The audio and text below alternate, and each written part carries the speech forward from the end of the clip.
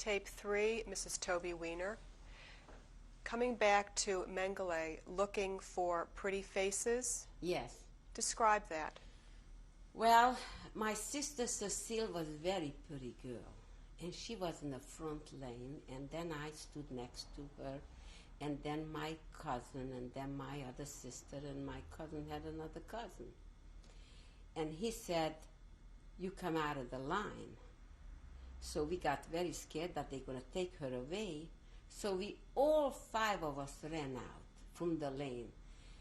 And he said, and we said to him, "We are Schwesters. We are sisters." And in Jewish we said, because Schwesters is Schwesters, and in German too. "We are Schwesters. We want to go together."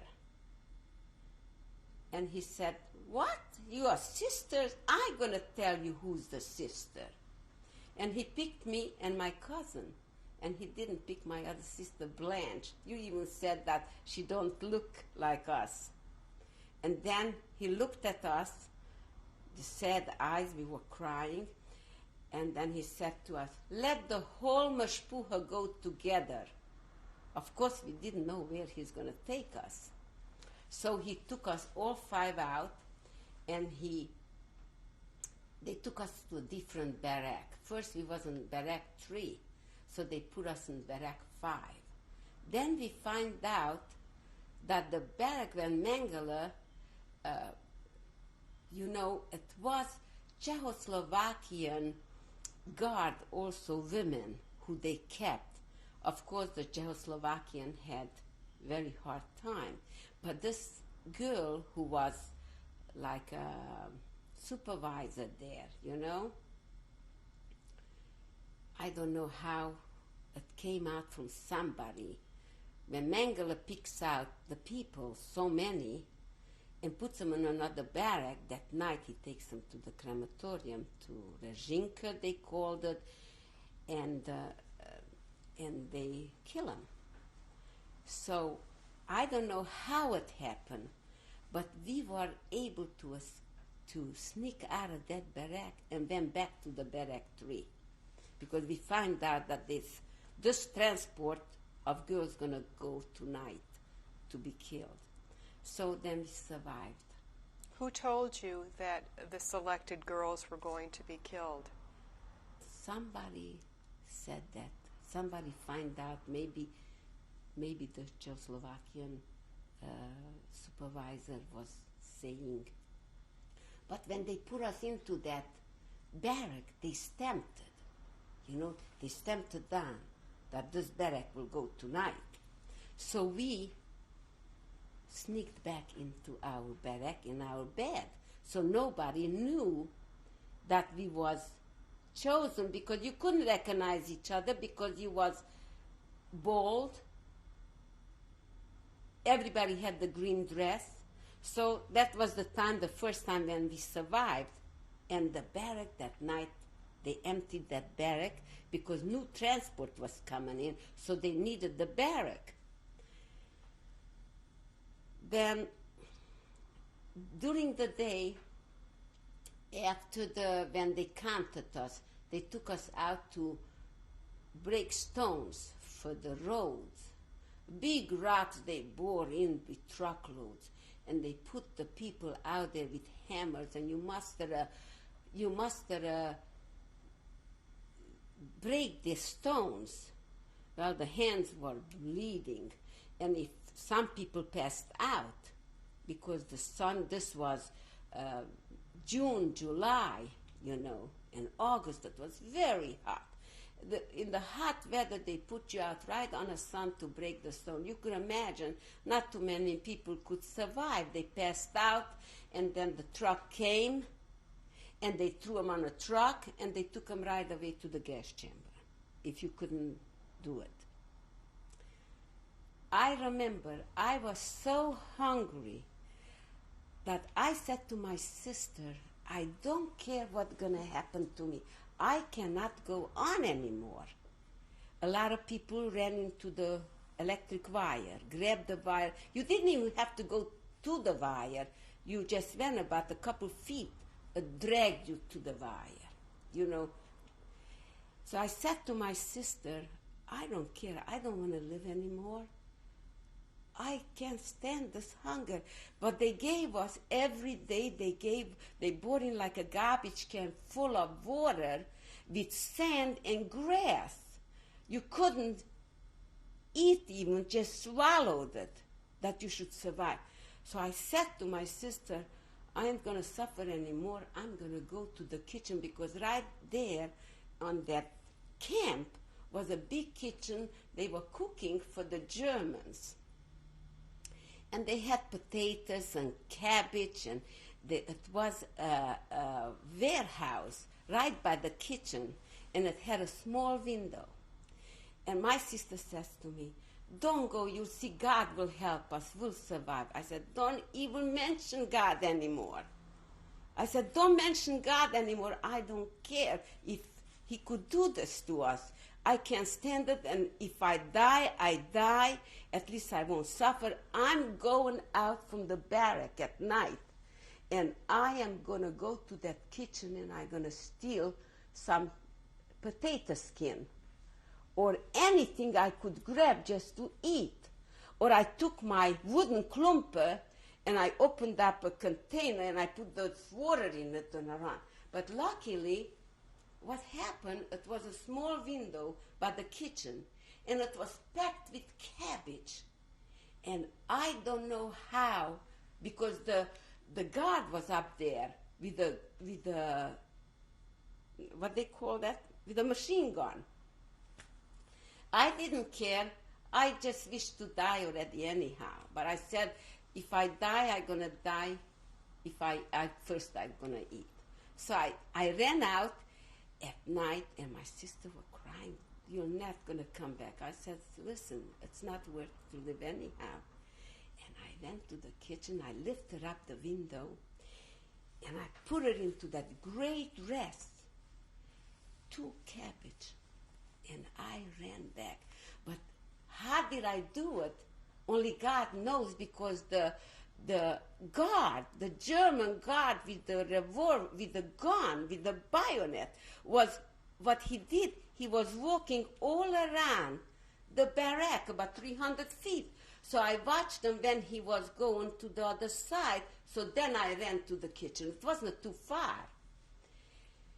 And when I saw him coming back, I stood there behind the room, behind the kitchen. And when I saw that he's going with the bag that way, slowly, I had no shoes on, and I ran back to the barrack. And I got into that bed, and I started tearing the cabbage out. My sister said, how did you do it? I said, don't ask me, just eat. And we ate cabbage. Once they took us from Auschwitz to plant onions. And so many people to plant the onions in the ground. And I was so hungry, I went and I stole the onions and put it in my dress. And when we was marching, and the Nazis were marching with the German shepherds, my onions fell out of my dress. And they said, they saw my onion coming out. So they got me out of the lane. Stop, they said. And they called me all kind of German, Flugterjuden, Schwein, and this and that. Well, I said, this is it. Now she's going to get the dog on me and tear me apart. I was starting to cry. So he said, why did you steal it? And I looked up with the crying eyes. I said, I am hungry. I think God helped me, or my mother already from Wiener Welt prayed for me. So he looked at me, he said, go back in the lane. And he didn't hit me and didn't kill me.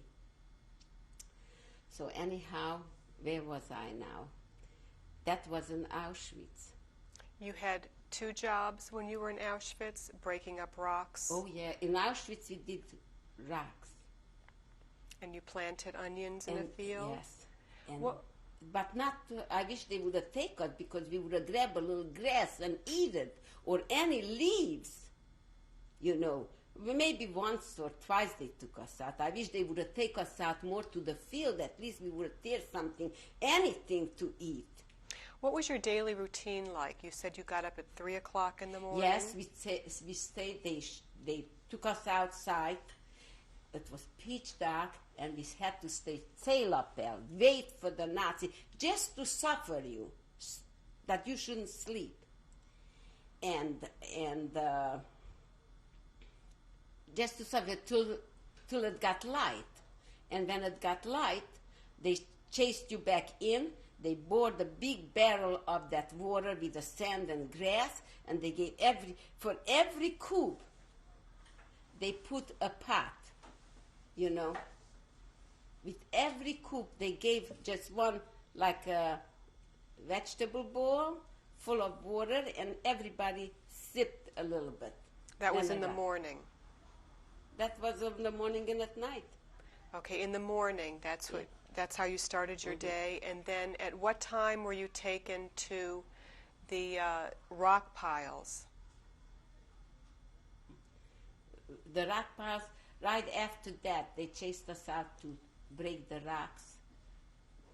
And right after that, and a lot of people couldn't take it and was shot right there and there. How long a day? What? How long a day did you spend breaking rocks? I don't remember hours. Till the neshama always went out, till your soul almost got. Then they took us to the toilet. You know, they took us once a day. They took us to the toilet, you know. What was personal hygiene like?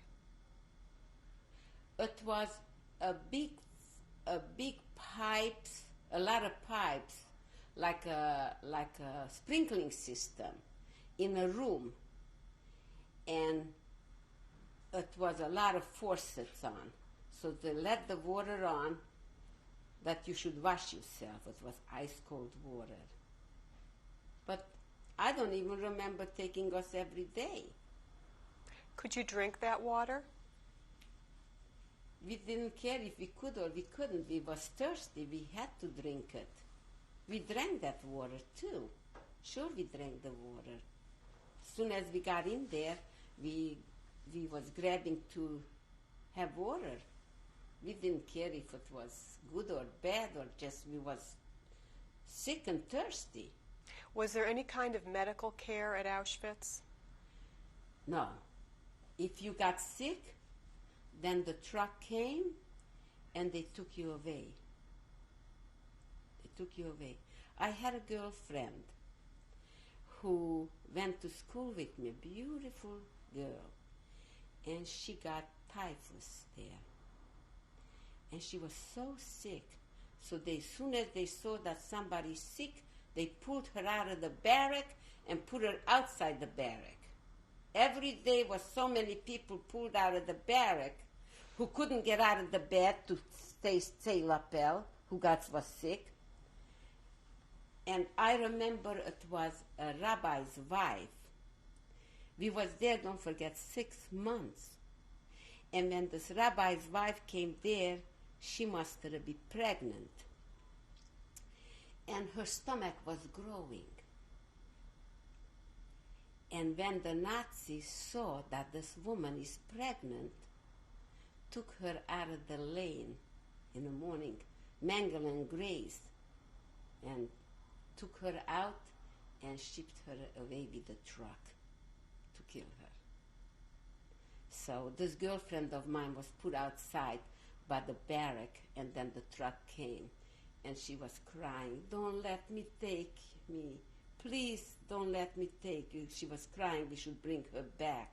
We couldn't go and help her, but she was taken away. You were with your 2 sisters and your cousins? All the time. The whole time. One cousin. One cousin. One cousin, because after that we were separated from one of my cousin's cousin. So we was my 2 sisters, and my cousin was always with us. So we remained 4 of us. Then it was around October, beginning of November, when the war was coming closer towards Auschwitz. Then they wanted to evacuate the camp. So then they started taking people out and taking them away, far away, walking more into Germany. And then, like my barrack was taken in October or November. I know it was very cold. It was freezing that time. And the whole barrack was taken into the place where the gas chamber was and where the ovens were, where the gas chamber and where the crematorium was.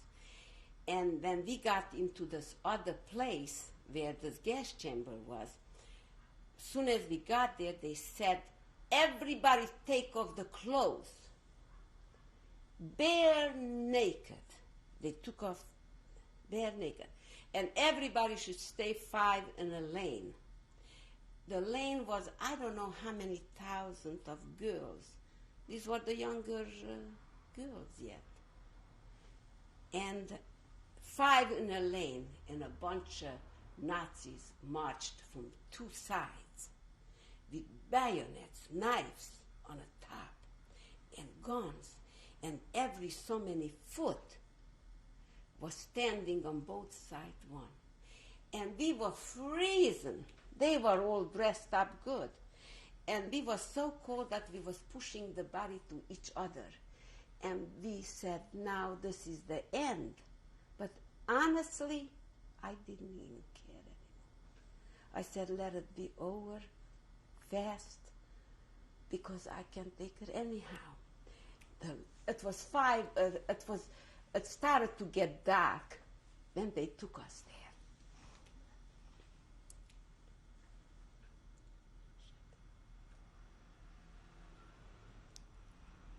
What happened after that? As we were standing in a line, 5 o'clock, bare naked, the lane was going into the gas chamber, and we heard the screaming and crying.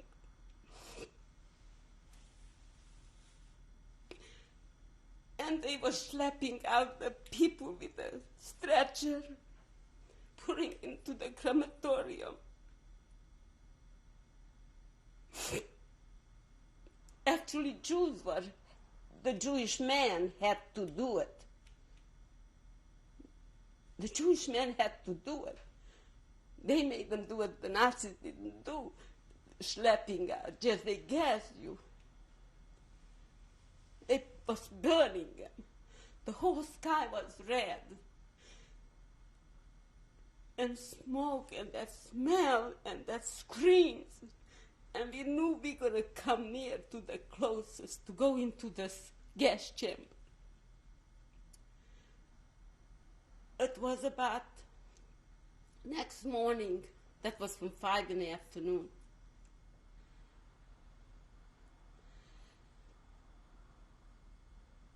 It was about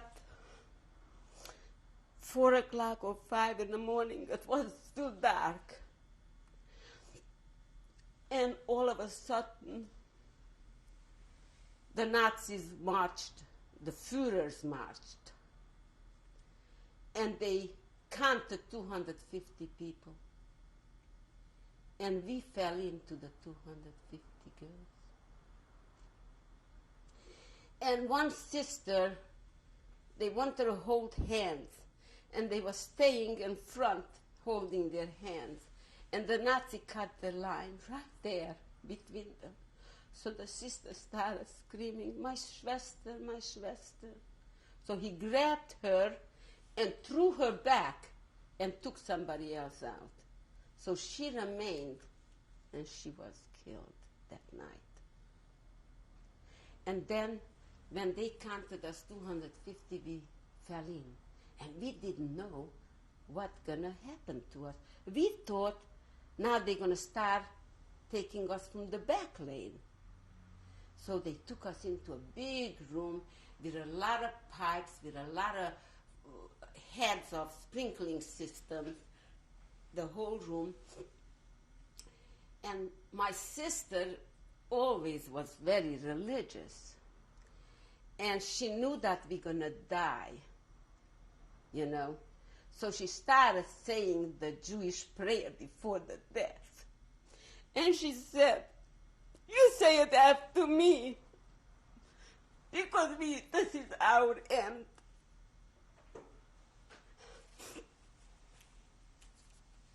Start praying, she said.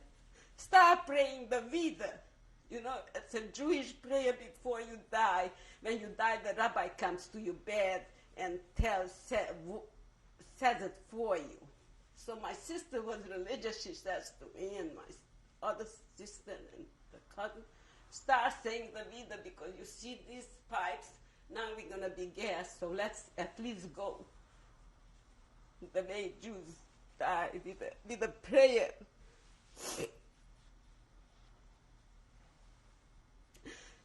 I said the prayer, and all of a sudden ice cold water came on us, not gas.